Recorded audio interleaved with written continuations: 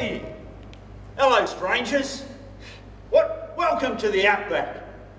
Mate, you know, my dear old dad, he used to say, we're all strangers until we meet, and then we're mates.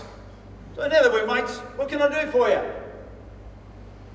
Oh, you want to hear that story? Oh, I've got to tell you, I never tire of the tale, eh? Yep. And now that we're mates and all, why don't you pull up some dirt and I'll fill you in, eh? Let's get all comfy. Now it starts with me and Bruce and Davo tending our flocks by night. Yeah, we're shepherds. Shepherds are good ones, you know. Sheep, they aren't too bad, you know, once you get used to the palm. You know, they're smelly little fellas, but they're kind of friendly like, and you know, you don't hear of too many shepherds being trampled to death now, do you? No, you don't. Oh, anyway.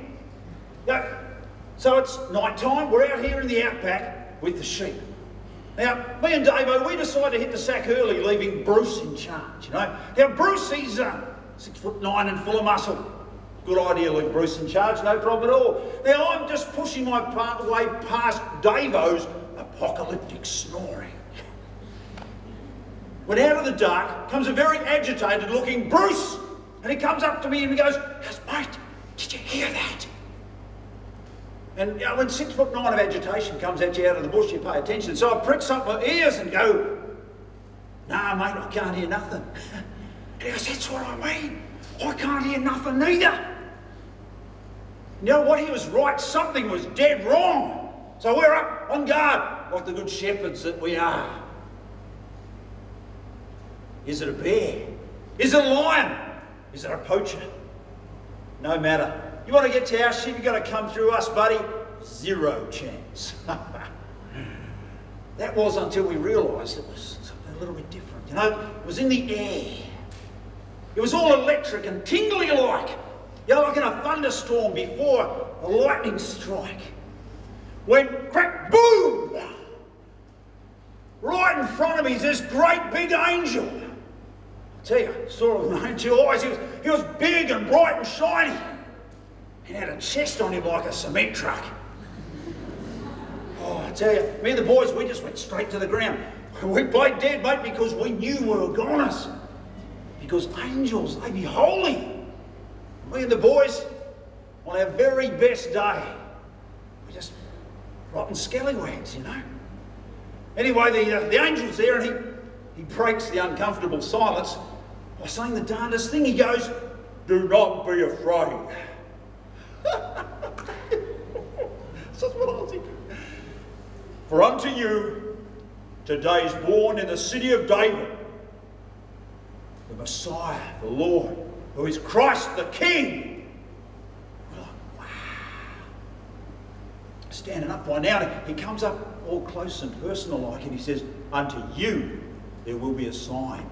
For you will find a babe wrapped in swaddling clothes, lying in a manger. We're like, wow. Oh. Then all of a sudden, crack, bang, boom, smack. There's hundreds of them, hundreds, maybe thousands of angels, and they're swooping and hollering out in their great big blokey angel voices, singing, glory to God in the highest, peace, goodwill to all men. We're like, you know, this went on timelessly, timeless. And all of a sudden, they're gone. I tell you, they're flat gone. Not a feather, not a halo, sweet, nothing. And when the boys and I, we're gobsmacked. We've got eyes like dinner plates. Wow. And my mate Dave, he sort of pegs himself as a bit of a leader. He goes, boys, let's get out of here. And mate, we turned tail straight off into the nearest town. All we could think was, we've got to find a baby. Got to find a baby in a manger. Got to find a baby in a manger wrapped in swaddling clothes. Whatever they are. Anyway, so we made it into Bethlehem. That's it, Bethlehem, closest town. We went from house to house and then door to door. Then we shed to shed. We came across the inn and they weren't there. And they pointed us around the back and all of a sudden, bingo. It's a little family with a little baby. Yeah, but I tell you, there was no place for a baby.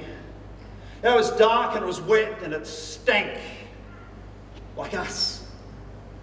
You know, as we creeps in, all respectful like, you know, the little lady, the mum, she pulls back the covers so we can have a peek at the baby. Well, friend, I tell you, I don't know how a baby looks at me like that. It was like he looked straight through into my soul, and he saw everything and knew everything about me. It was like he'd seen every card game I'd cheated, every cattle I'd pinched. He'd heard every putrid, lying, filthy word that had crossed these blasphemous lips of mine. He saw them, he heard them, and he knew them. And I felt like a dog. I felt the weight of my shame, the weight of my shame.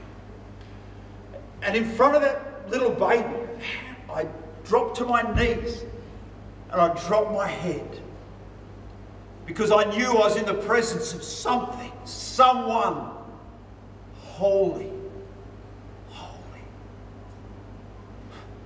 You know, when I got the courage to lift my head and look back at the baby, he was smiling at me. And that smile swept through my soul. And I felt the burden of my shame lift like a cloud. And I knew, I don't know how, but I knew that this baby, this little boy, had come to rescue me. He'd come to rescue me, and I knew that because of this little boy, it was all going to be okay. Everything was going to work out right because of this little baby. It was a holy night. Holy, holy night. You know, I'm sorry. I should have warned you. This story gets to me every time. Yeah, you're welcome to stay by my fire for as long as you like. All night if you like. As long as you don't mind me talking about Jesus. God bless you.